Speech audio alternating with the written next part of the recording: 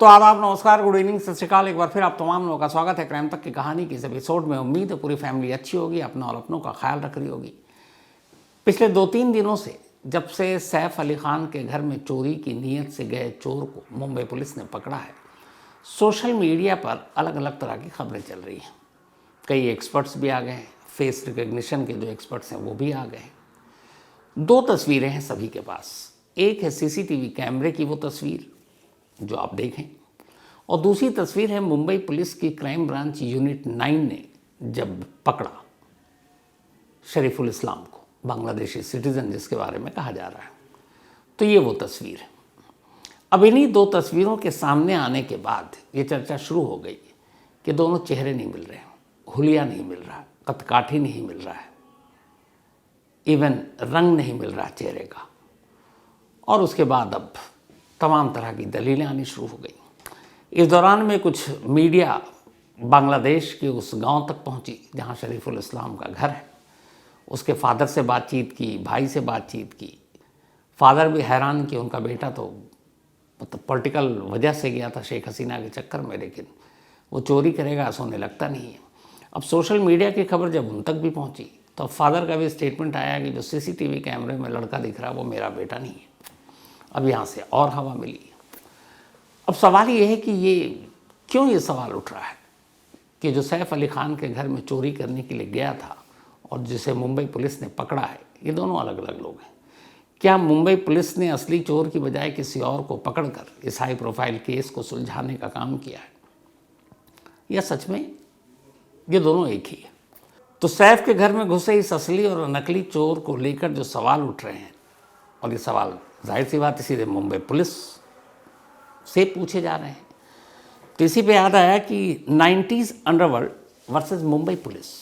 90 का वो दशक जब अंडरवर्ल्ड मुंबई में हावी था, और उस वक्त मुंबई पुलिस का क्या रोल था। तो 90s underworld versus Mumbai police Kuku FM के ऑडियो लर्निंग प्लेटफॉर्म पर ये कहानी मौजूद है और आप वहाँ से सुन सकते हैं। लेकिन याद रहे, वक्त तेज़ी से निकल रहा है और एक बार जब फ्री ट्रायल स्लॉट्स ख़त्म हो जाएंगे तो फिर ये मौका हाथ से निकल जाएगा। तो इस औसम मौके को मिस मत करें। अभी अपने फ्री ट्रायल लें और क्राइम की बेस्ट स्टोरीज सुनना शुरू करें। After 14 days the subscription plan will be activated. तमाम लोगों से बात हुई। मुंबई पुलिस की क्राइम ब्रांच यूनिट 9 में जो लोग इस इन्वेस्टिगेशन से जुड़े हैं उनसे मैंने पर्सनली बात की। जाहिर सी बात नाम नहीं ले सकता क्योंकि अभी केस अंडर इन्वेस्टिगेशन है। तो मेरे जितने सवाल थे मैंने उनसे पूछे कि जो सवाल उठ रहे हैं दोनों की असलियत पर, और जो मेरे मन में सवाल थे कि ये क्यों और ये क्यों, तो उन्होंने सारे जवाब दिए। तो पहले तो सवाल जो उठ रहे हैं उसको आपको बताता हूँ। ये जो 2 तस्वीरें आप देख रहे हैं, एक सीसीटीवी कैमरे की और दूसरी जो मुंबई पुलिस की गिरफ्त में है, जिसके बारे में शरीफुल इस्लाम उर्फ शहजाद उर्फ दास, सुजय दास या क्या वो नाम बताया जा रहा है। अब इन तस्वीरों में अगर गौर से देखेंगे तो आपको लगेगा वाकई ये दोनों तस्वीरें अलग अलग हैं। आप हेयर स्टाइल देखिए, आप चेहरे का कॉम्प्लेक्स देखिए, आप आँखों को देखिए, तो लगेगा अलग अलग है। अब इस तस्वीर को ही लेके सारे सवाल खड़े हुए। तो पहले सीसीटीवी वाली तस्वीर के बारे में आपको बताता हूँ जो मैंने मुंबई पुलिस से पूरी बातचीत की। ये सीसीटीवी कैमरे की जो तस्वीर है उस रात की, उस तस्वीर में ये शख्स जो दिखाई दे रहा है, इसको आप ध्यान से देखेंगे तो ये थोड़ा सा स्लिम लग रहा है, थोड़ा सा फेयर लग रहा है, बाल भी ठीक ठाक उसने करीने से सजाए हुए हैं। लेकिन अगर आप कैमरे का एंगल देखेंगे तो थोड़ा सा एंगल टॉप पे है। अब इस तस्वीर में ये दूसरी तस्वीर के मुकाबले बदला हुआ क्यों लग रहा है, ये सवाल था सीधा। तो मुंबई पुलिस ने जब तफ्तीश शुरू की सैफ अली खान के घर की चोरी की खबर सुनने के बाद और तमाम सीसीटीवी कैमरों को खंगाला, तो एक कैमरे में ये चोर नजर आया, चढ़ते हुए भी सीढ़ियाँ और उतरते हुए भी। लेकिन वो तस्वीर बहुत साफ नहीं थी। तो पुलिस ने पहला काम, और दूसरा चोर तब तक पकड़ा नहीं गया था, तो पुलिस ने उस चेहरे को थोड़ा इनलाज कराया, थोड़ा उस पर फिल्टर लगाया ताकि और चेहरा साफ हो सके, और फिर इसको प्रेस में दिया और जारी भी किया ताकि आसपास में कोई लोग अगर देखें, इसे पहचान सकें मुंबई में, तो पुलिस को इतला दें। तो पुलिस का काम था यह कि इस चेहरे को दिखाकर आइडेंटिफाई कराना ताकि कोई भी देखे तो पुलिस को खबर करे। अब उस दिखाने के चक्कर में हुआ ये कि जो सीसीटीवी की असली तस्वीर थी उसको पुलिस ने फ़िल्टर लगाकर थोड़ा इनलार्ज करके थोड़ा बड़ा करके पेश कर दिया। अब इस फिल्टर और बाकी चीज़ों में, क्योंकि धुंधली तस्वीर थी सीसीटीवी कैमरे की और इस तस्वीर को दिखाना था साफ ताकि लोग पहचान सकें, तो इस पहचाने जाने को लेकर और मीडिया में ये तस्वीरें जारी करने को लेकर इस सीसीटीवी फुटेज की तस्वीर को थोड़ा सा बेहतर बनाया गया। अब उस बेहतर बनाने से ये हुआ कि थोड़ा सा जो रंग था वो भी निखर गया। तो ये पहली तस्वीर के बारे में सफाई ये थी कि इस तस्वीर में जो दिख रहा है वो इसलिए। और जहाँ तक हाइट की बात है कदकाठी की, तो ये टॉप एंगल तस्वीर है। टॉप एंगल तस्वीर में अगर आप कोई भी तस्वीर देखेंगे उठाकर तो वो थोड़ा सा आपकी हाइट और वो सारी चीज़ें डिफरेंट दिखाता है।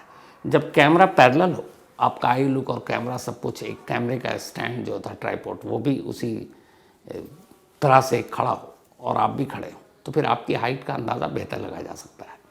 लेकिन अगर आप टॉप फ्लोर या किसी और उस एंगल से लेते हैं तो फिर हाइट आपको अचानक कम या ज़्यादा दिखाई देगा। तो मुंबई पुलिस का कहना था कि एक तो सीसीटीवी कैमरा ऊपर था और नीचे, तो इस वजह से ये दिखा। दूसरी तस्वीर में इसकी हाइट थोड़ी सी अलग लग रही थी क्योंकि फिर वो सामने सामने फ़ोटो खींचा गया। अब ये कि इसका हुलिया अचानक क्यों बदल गया, मतलब बहुत सारे लोगों के जो सोशल मीडिया पे पढ़ रहा था उसमें सवाल ये था कि ये जो सीसीटीवी कैमरे में इसमें बड़ा ठीक ठाक दिख रहा है, मतलब थोड़ा स्मार्ट सा चोर दिख रहा है, लेकिन जब पकड़ा गया तो उसके हवाइयाँ उड़ी हुई हैं, चेहरे का रंग अलग है, सब कुछ अलग है, तो ये फ़र्क क्यों? तो अब इसका भी जवाब मिला। जब ये चोर, मुंबई पुलिस की तरफ से ये बता रहा हूँ, जब वहाँ से चोरी करने के इरादे से गया था और फिर सैफ के साथ हाथापाई हुई, चाकू मारा, उसे अंदाज़ा था, फिर वो भागा। भागने के बाद अब उसे ये तो था कि कुछ गड़बड़ कर दिया है, लेकिन तब भी उसे पता नहीं था कि जिस पर उसने हमला किया वो सैफ अली खान है। सुबह से लेकर शाम तक ये कैसे भागता, कहाँ भागता, मैं आपको डिटेल में बता चुका हूँ। अब इसके मोबाइल में यूट्यूब भी था, तो ये जब वापस पहुँचता है वर्ली पहले, तो वर्ली में कुछ यूट्यूब पे अचानक इसको दिखाई देता है कि ये सैफ अली खान पे हमला हुआ घर पे और ये सारी चीज़ें, तो उसे लगता है कि अरे ये तो मैं ही था। अब वो घबराता है। ठाणे से पहले जब ये मुंबई पहुंचा था शरीफुल इस्लाम, तो ये वर्ली में एक सैलून वाले के यहाँ रुका करता था, छोटे मोटे काम कर देता था, उसकी साफ़ सफाई, और उसी बार्बर शॉप के यहाँ ये रहा करता था। तो उस दिन सीधे वर्ली पहुंचा, उस दिन रात हुई। अब इसे लगा कि इसकी तस्वीर भी आ गई है, लोग पहचानेंगे। तो चूंकि वो 1-1.5 महीना या 2 महीना उस सैलून में रह चुका था, तो उसे आइडिया था कि बाल कैसे काटते हैं। तो सबसे पहले तो उसने अपने हाथों से अपने बाल का डिज़ाइन चेंज किया, काटा। लेकिन जब उसने बाल काटा तो उसे लगा कि ये थोड़ा अजीब सा कट गया है, तो पता नहीं लोग इस अजीब से हेयर स्टाइल पे ही ना उसको पहचान लें। तब उसने तय किया कि नहीं, उसी सैलून के जो मालिक है उसी से बाल कटवाएगा। फिर उसने उसी दिन दोबारा अपना हेयर कट कराया और बाकायदा इसके लिए उसने शायद 40 रुपये दिए। अब हेयर कट कराने के बाद उसका लुक थोड़ा चेंज हुआ। तो दोनों तस्वीर में हेयर कट को लेकर, और जिस सैलून में उसने हेयर कट लिया जहाँ वो रहता था, उसका जो ओनर है वहाँ तक पुलिस पहुँच गई। और अब वो इस केस का एक हिस्सा है क्योंकि उसका स्टेटमेंट दर्ज हो चुका है और अब एक विटनेस के तौर पर कोर्ट में उसे गवाही के तौर पर पेश भी किया जाएगा, गवाह के तौर पर। अब उस सैलून के मालिक तक मीडिया भी पहुंच जाएगी। कुछ देर के बाद आप देखिएगा कि उसके भी बाइट आ जाएंगे, इंटरव्यू आ जाएंगे। तो यहाँ तक तो हो गया, लेकिन अब उसे डर था कि ये वर्ली में रहा और ये तेज़ी से अब ये खबर हर चैनल पे चल रही है, सोशल मीडिया पर है, तो उसे लगा वर्ली में रहना खतरे से खाली है, नहीं है। तो उसने तय किया कि वो पहुँच जाता है अब ठाणे, क्योंकि वो ठाणे में रह चुका था और ठाणे में एक जगह जहाँ पे वो लेबर कैंप में रहता है, तो उसे मालूम था कि यहाँ तक तो कोई पहुँचेगा भी नहीं, पूछेगा भी नहीं। तो वो लेबर कैंप में गया, लेकिन अब उसके अंदर डर बैठ चुका था कि अनजाने में उसने एक बड़े स्टार के घर में एंट्री मारी। तो अब ये कि ये हुलिया क्यों बदला, जो सीसीटीवी में इतना ठीक ठाक दिख रहा है, अब ये एकदम उजड़ा चमन जैसा क्यों दिख रहा है। तो इस पे मुंबई पुलिस की जो दलील थी वो ये है कि जब इसे एहसास हो गया कि इसने क्या किया है, अब ये लेबर कैंप में जाने के बाद वहाँ से निकलता ही नहीं है, क्योंकि उसे पता था बाहर जाऊँ और कोई पहचान न ले, और दिल में एक खौफ, एक दहशत कि पुलिस पकड़ लेगी। अब उस चक्कर में अगले 72 घंटे ये यूं ही रहा। तो पुलिस की थ्योरी के हिसाब से कोई शख्स जो दफ्तर आता है, बाहर जाता है, घर में रहता है, तो आदमी थोड़ा सा तैयार होता है, नहाता धोता है, शेप बनाता है, बट इसने अपने आप को उस दहशत की वजह से और बाहर ना निकले, अपना रात को नींद भी नहीं आ रही है डर से कि कहीं पकड़ा ना जाए, तो इसकी आंखें और ये सारी चीज़ें सूज गई। और फिर थोड़ा हुलिया भी चेंज हो गया, क्योंकि 3 दिन तक ये परेशान, बदहाल, बदहवास उसी लेबर कैंप में रहा। तो उसकी वजह से इसके चेहरे का जो नक्शा है वो बदल गया, उस घबराहट में, नींद पूरी ना होने की वजह से, दहशत की वजह से, और शायद नहाने धोने की वजह से भी, क्योंकि नहाया धोया तो है नहीं। तो ये 2 थ्योरी, इन 2 तस्वीरों में जो फ़र्क है हुलियों को लेकर, मुंबई पुलिस की तरफ से ये सफाई दी गई। अब चलिए, शक्ल सूरत कद काठी को लेकर सवाल उठाने वाले भी उठाएंगे, मुंबई पुलिस भी जवाब देगी, आखिर में तो कोर्ट को फैसला करना है। लेकिन इन सारी चीज़ों से ज़्यादा ज़रूरी होता है कोर्ट में वो ये कि आप सबूत कि यही वो चोर था जो उस रात सैफ अली खान के घर में पहुंचा, उसके सबूत क्या है, क्योंकि वहाँ सिर्फ तस्वीरें दिखाकर तो कुछ नहीं कर सकते। तो सबूत क्या है। दूसरा इसमें बड़ा इंपॉर्टेंट है कि हम सारी बातें, सारे सवाल तो कर रहे हैं, लेकिन जिसके वो घर में घुसा, जिसको उसने ज़ख्मी किया, जिस पर हमला किया, यानी सैफ अली खान, उसकी सैफ अली खान के घर के स्टाफ और इंक्लूडिंग करीना कपूर। तो जब इन लोगों से आमना सामना हुआ, घर में रोशनी थी, लाइट जल रही थी, इन सभी ने करीब से उस चोर को देखा। तो इनमें से क्या कहना है इन लोगों का कि जो पुलिस ने पकड़ा है, मुंबई पुलिस ने, वह वाकई असली चोर है। तो इस पर मुंबई पुलिस का जवाब था, और जो मतलब कानूनन होना भी चाहिए, वो ये कि अभी तक सैफ अली खान के घर के किसी भी शख्स से इस चोर का आमना सामना नहीं कराया गया है। उस चोर को पुलिस कस्टडी में रखा गया था, आज फिर पेश किया गया, 29 जनवरी तक वो कस्टडी में रहेगा, उसके बाद वो शायद जुडिशल कस्टडी में जेल भेज दिया जाएगा।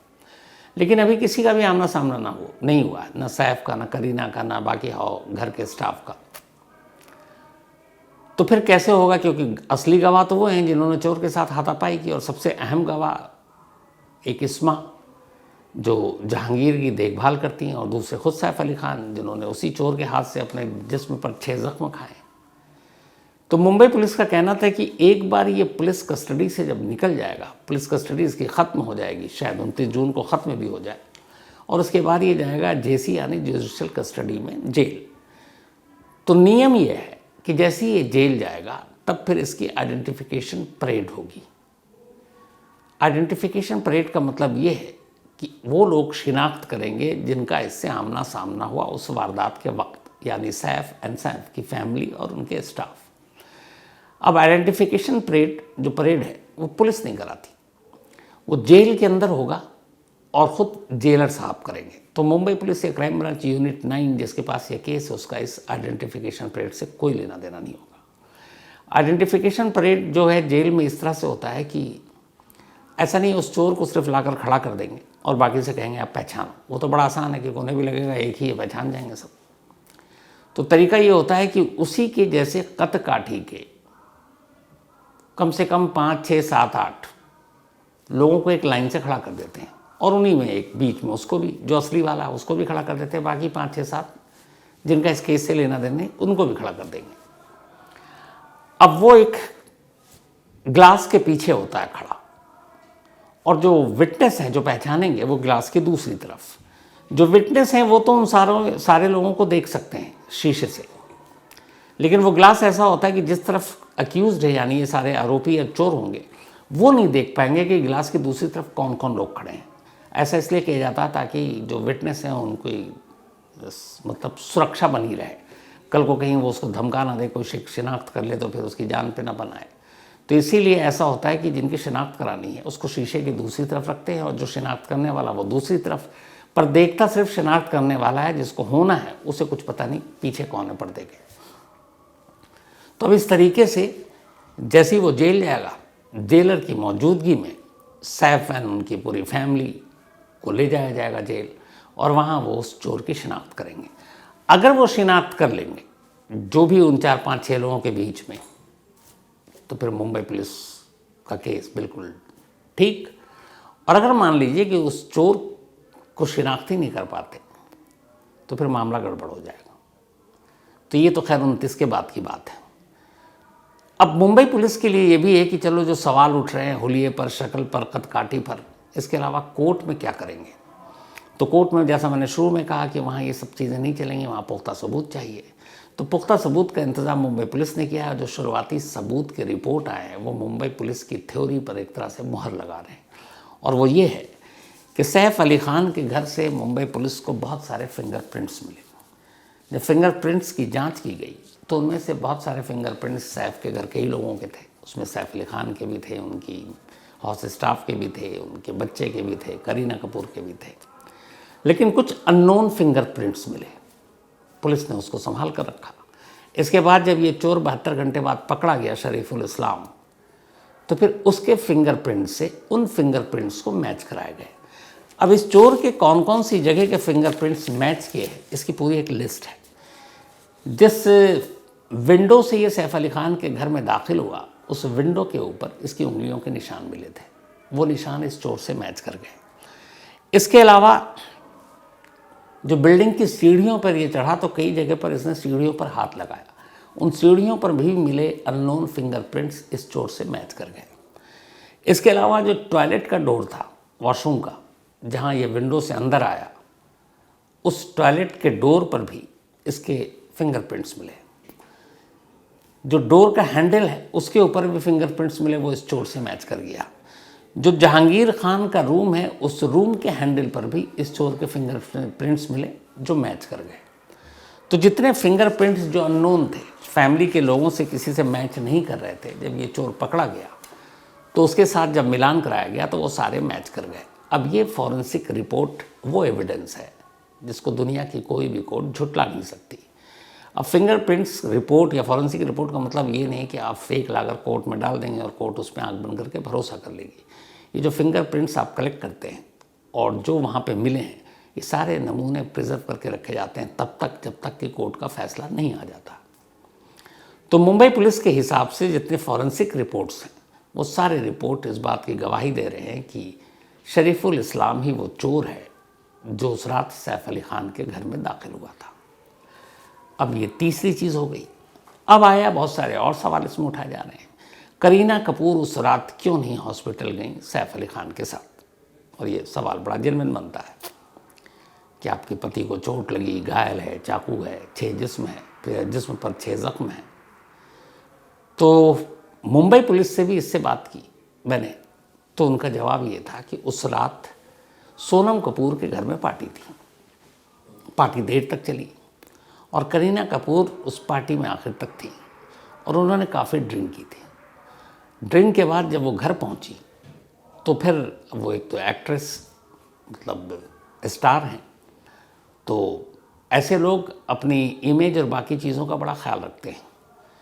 तो अब उस वक्त करीना कपूर उस हाल में नहीं थी कि सैफ के साथ अस्पताल जाती, क्योंकि उन्हें मालूम था कि जैसे ही सैफ के घर में चोरी या सैफ की इंजरी की खबर मीडिया में आएगी, मीडिया के तमाम कैमरे पीछा कर रहे होंगे।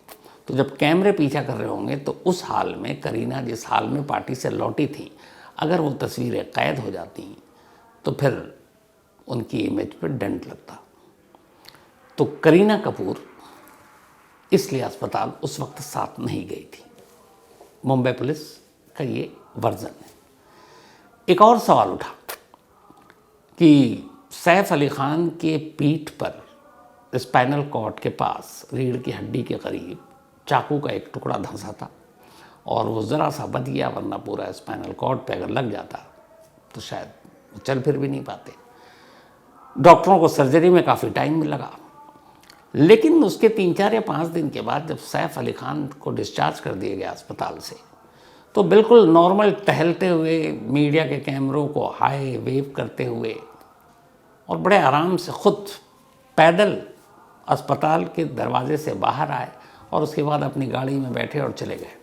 तो अब ये सवाल ये है कि अगर चोट और ज़ख्म इतना गहरा था, घाव इतना गहरा था, सर्जरी में इतने घंटे लगे, तो इतनी जल्दी सैफ अली खान अस्पताल के बेड से खड़े होकर अपने पाँव से चलते हुए कैसे गाड़ी तक पहुँचे और फिर घर गए? तो ये बात हज़म नहीं हो रही है। तो इसका जवाब डॉक्टरों ने दिया। डॉक्टरों का कहना था कि अगर स्पाइनल कॉर्ड की जो बात आई थी शो में, तो वहाँ पे चाकू लगा नहीं था, चाकू का एक टुकड़ा ज़रूर धंसा था। तो अगर मान लीजिए आपके जिस्म के किसी हिस्से में जो आपके इंटरनल ऑर्गन को डैमेज ना करे, अगर इंटरनल ऑर्गन को डैमेज हो जाए तो फिर इतनी जल्दी एक तो आप अस्पताल से डिस्चार्ज नहीं हो सकते। और वैसे अगर कहीं आपके जिस्म पर कोई चाकू या घाव कटने का किसी और चीज़ का होता है, जैसे पैर में हो जाए, पीठ पे हो जाए, लेकिन कोई ऑर्गन नहीं आया उसके बीच में, तो फिर उसमें चलने फिरने उठने बैठने में कोई तकलीफ़ नहीं होती। यहाँ तक कि जब आईसीयू में सर्जरी हुई उसके 48 घंटे बाद ही सैफ अपने वार्ड में उनको टहलाया गया था, वो एक पार्ट था उसका। तो इसीलिए इस बात पे हैरान होना कि वो खुद इतने बड़े ज़ख्म के बावजूद पैदल चलकर जा रहे हैं, तो ये बहुत मामूली चीज़ है, क्योंकि ज़ख्म ऐसी जगह नहीं था कि चलने फिरने में कोई मुश्किल होती। टाँके लगे हुए हैं, वो बाद में खुल जाएंगे। तो एक सवाल ये था जिसका जवाब डॉक्टरों ने दिया। तो कुल मिलाकर ऐसे ही सवाल सोशल मीडिया पर तैर रहे, और मेरा काम ये था कि मैं इन्हीं सवालों को उठाऊं और जो कंसर्न पुलिस वाले हैं जो इस केस को देख रहे हैं, मैं उनसे बात करूं और उनका वर्जन आप तक रखूं ताकि चीज़ें साफ हो सकें। तो और जहाँ तक बांग्लादेश में शरीफुल इस्लाम के अब उस फादर का भी सोशल मीडिया पर चल रहा है कि ये जो सीसीटीवी में दिख रहा मेरा बेटा नहीं है, तो इसके ऊपर भी मैंने सवाल पूछा। तो मुंबई पुलिस का जवाब था कि एक तो वो भारत इलीगल घुसा, बांग्लादेशी को मतलब इंडिया में इस तरह से आना, बहुत सारे लोग घुसे में, और दूसरा कोई भी बाप ये नहीं कहेगा कि मेरा बेटा चोर और उसने जो किया वो सही में किया, तो वो अपने बेटे को बचाएगा। तो ये बाप का स्टेटमेंट इसी नज़रिए से देखा जा सकता है। तो ये थे वो सवाल। बहुत सारे आप लोगों ने मेल कर करके मुझे पूछा, मुझे मजबूर किया ये सारा बताने को कि हर जगह चल रहा, आप इस पर खामोश हैं, आपने कुछ बताया क्यों नहीं। तो मैं सिर्फ सवालों के जवाब उठा कर दे दूँ वो सही नहीं है। इसीलिए मैंने हर सवाल को चुना, नोट किया, और फिर सिर्फ चूँकि उनसे वादा किया है, जिस मुंबई पुलिस के अफसर से मेरी बातचीत हुई कि मैं उनका नाम डिस्क्लोज़ करूँगा नहीं, क्योंकि अभी ये केस अंडर इन्वेस्टिगेशन है, तो इसलिए नाम नहीं ले रहा हूँ। लेकिन ये सारे सवाल जो मेरे एकदम सोशल मीडिया पर थे, मेरे दिमाग में भी आए थे, और वही सवाल मैंने दागे और उसके सारे जवाब मिले और वो मैंने आप तक रख दिया। उम्मीद है अब आप सबकी बहुत सारी जो क्यूरियोसिटी या क्वेरी थी, इन सवालों के जवाब के बाद शायद दूर हो जाए। फिर भी कुछ रह जाए तो ज़रूर पूछिएगा, आपका हक है, क्राइम तक फैमिली मेम्बर हैं आप। तो कहानी में आज इतना ही, लेकिन कहानी ख़त्म करूं उससे पहले वही अपना सिलसिला, आज बीच में कई दिनों से सिलसिला रुका हुआ था। आज रोशल्ले, इनका बर्थडे है, तो हैप्पी बर्थडे रोशल्ले।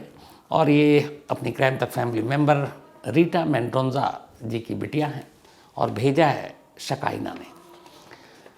शिल्पा, इनका भी आज बर्थडे है, हैप्पी बर्थडे शिल्पा जी। ये इंडियन आर्मी में है, और ये भेजा है स्मृति जी ने, सोनल ने और देवाशीष, इसके अलावा शिव ने। अमित वर्मा का भी आज बर्थडे है, तो हैप्पी बर्थडे अमित। और ये भेजा विकास वर्मा जी ने, उनके बेटे हैं अमित। दिव्यांशु बेहुरा, इनका भी बर्थडे है, तो हैप्पी बर्थडे दिव्यांशु। और ये शिखा रानी एंड दीपक बेहुरा के बेटे हैं, और भेजा है दीपिका ने। अल अदीब आलम, इनका भी बर्थडे है, तो हैप्पी बर्थडे अल अदीब आलम। और ये जावेद आलम के बेटे हैं। साथ ही प्रिया, इनका भी जन्मदिन, हैप्पी बर्थडे प्रिया। और ये महेंद्र सिंह जी की बहन है।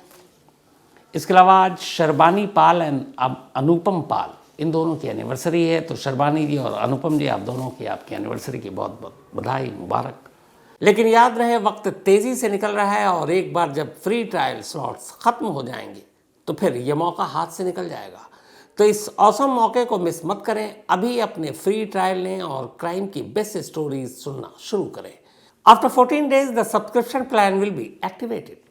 तो इसी के साथ कहानी में आज इतना ही। अब आपसे मुलाकात होगी कल रात 9 बजे किसी नई कहानी के साथ। तब तक अपना और अपनों का ख्याल रखिएगा। Thank you very much.